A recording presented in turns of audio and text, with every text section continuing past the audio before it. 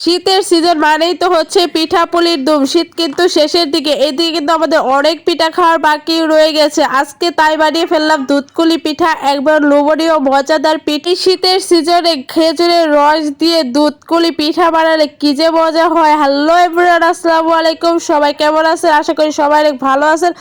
আল্লাহর রহমতে আমিও কিছুটা ভালো হয়েছি। যাই হোক, আজকে আপনাদের সাথে শেয়ার করতে যাচ্ছি দুধকুলি পিঠা। তো আমার এই ব্লগ ভিডিওতে আজকে দুধকুলি পিঠা বানাচ্ছি বড় বোনদের নিয়ে, সাথে খেজুরের রস দিয়ে মজার এই পিঠা। তো দেখতে হলে আমাদের সাথেই থাকো। দুধকুলি পিঠা বানাতে কি কি লাগবে? এখানে লাগবে চাল ভাজা, তারপরে লাগবে নারকেল, খেজুরের রস, চিনি, দুধ, তারপরে লাগবে আপনার চালের গুঁড়ি। যাই হোক, এগুলো আমি সব প্রথমে নারকেলটা কুড়িয়ে নিয়েছি আর চালগুলো ভেজে নিয়ে তারপরে পাটায় ফিনিশিং করে নিই। পাটায় বেটে চালগুলো ফাঁকি করে এখানে একটা পুর তৈরি করতে হবে, কারণ ওই যে দুধ কুলি পিঠা বানাবো যে, তাই এগুলো খিসাটা ভরতে হবে ওই কুলি পিঠার ভিতরে। তাই এখানে আমরা প্রথমে দিয়ে দিয়েছি দুধ, তারপরে দিয়ে দিয়েছি সাদা চিনি, তারপরে এখানে দিয়েছি ওই যে চালগুলো ফাঁকি করে রাখছিলাম ওগুলো দিয়ে একটা পুর তৈরি করে ভালো করে নামিয়ে নিয়েছি। পুরগুলো তৈরি করার আগে চালগুলো ভাঙিয়ে নিয়ে এসেছিলাম। এই চালের গুঁড়িটা এখন ময়দা বা কাই তৈরি করার জন্য ভালো করে গরম পানি দিয়ে সিদ্ধ করে একটা কাই তৈরি করে নিই। কাইগুলো গরম থাকা অবস্থায় হাতের ডোলে ফিরির মধ্যে নিয়ে ভালো করে একটা ডো বানিয়ে নিয়েছি। এই যে এখন এগুলো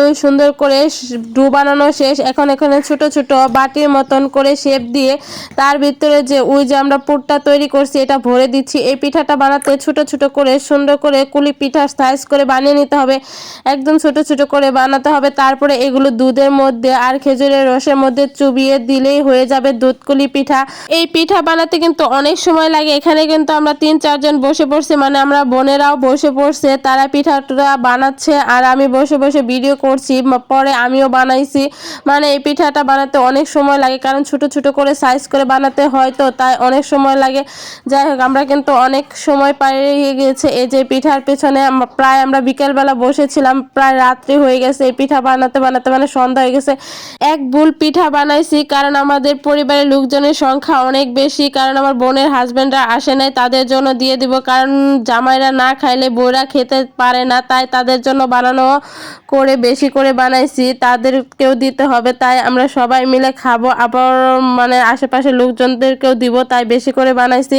আমাদের বাসায় যে কোনো জিনিসই তৈরি হোক না কেন আমরা সবাইকে দিয়ে খাই, কারণ আমাদের একা খেতে ভালো লাগে না। কারণ পরিবারের সবাই মিলে খেলে আশেপাশের লোকজনকেও দিলে ভালোই লাগে। সবাই মিলে একসাথে খেতে পারলে যে কোনো জিনিস হোক আমরা সবাইকে দিয়ে খাই। সবাইকে দিয়ে খেতে পারলে মনের ভিতর কেমন যেন আলাদা শান্তি লাগে। এদিকে খেজুরের রসটা আগে জাল করে নিয়েছে, তারপরে এখানে দিয়ে দিছে এলাচ, শাল, তেজপাতা, তারপরে দিয়ে দিছে পিঠাগুলো, তারপরে দিয়ে দিছে দুধ, তারপরে এগুলো জাল পেরে নামিয়ে নিয়েছে। পিঠাগুলো কিন্তু পারফেক্টলি ভাবে হয়ে গেছে, দুধটা কিন্তু কেটে যায়নি, সুন্দরভাবে হয়ে গেছে দুধকুলি পিঠা। তো আজকের ভিডিওটা কেমন হয়েছে এটা কিন্তু আমি পরের দিন খেয়ে দেখছি, কারণ ওই দিন রাতে আর ভিডিও নেওয়া হয়নি অন্ধকারে। যাই হোক, ভিডিওটা কেমন হয়েছে অবশ্যই